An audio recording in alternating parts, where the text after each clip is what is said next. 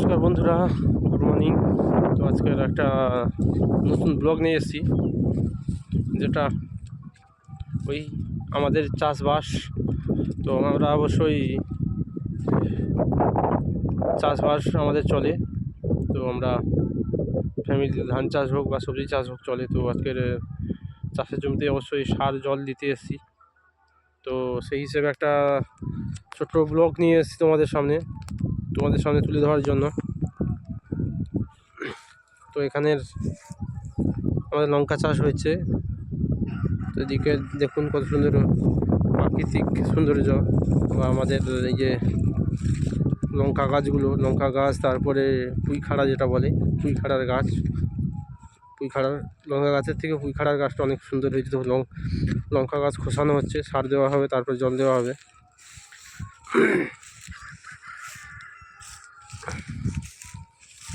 তো কত সুন্দর পুঁইখাড়ার গাছটা সুন্দর হয়েছে বেশ, কিন্তু লঙ্কার গাছ ততটা ভালো হয়নি। লঙ্কা হয়েছে, লঙ্কা বেশ বড় বড় হয়ে গেছে। লঙ্কা গাছের থেকে পুঁইখাড়া গাছটা ভালো হয়েছে অনেক। কিন্তু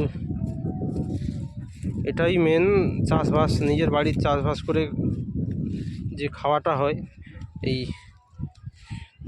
অতটা বেশি কেমিক্যাল থাকে না। সার দেওয়া হয়, এ নয় যে দেওয়া হয় না, দেওয়া হয় হালকা পরিমাণে, যেটা তত বেশি এফেক্ট পড়বে না আমাদের শরীরে।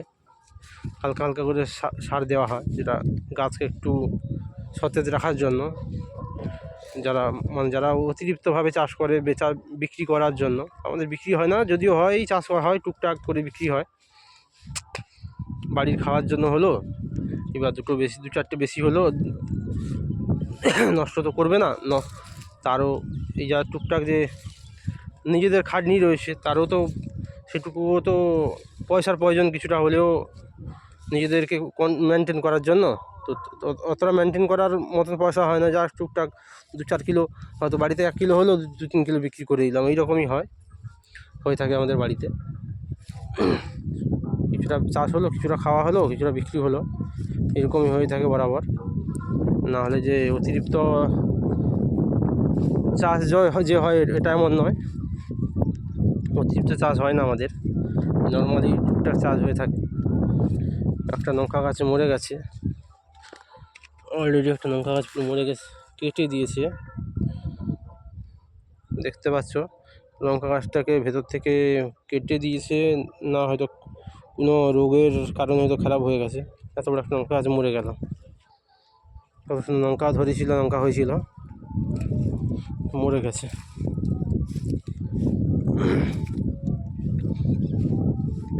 তো দেখতে পাচ্ছেন ভালোভাবে, সুন্দর পুঁইখাড়ার গাছগুলো সুন্দর হয়েছে, সবুজ হয়ে আছে।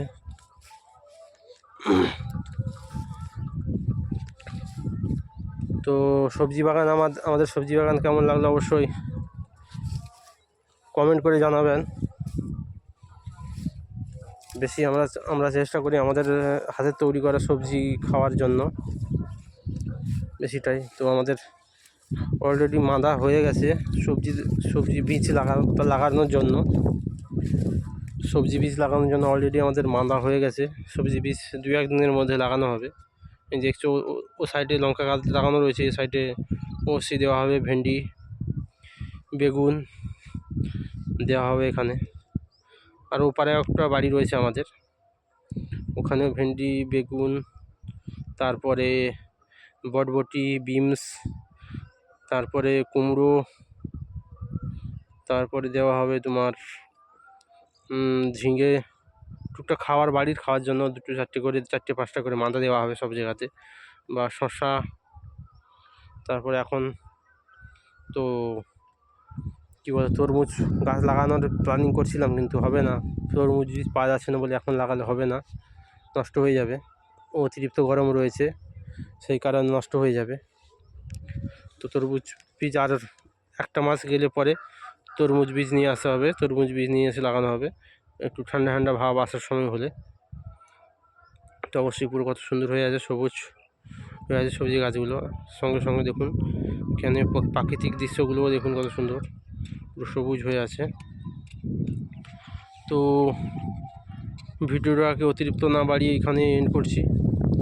তো আমি সমীর।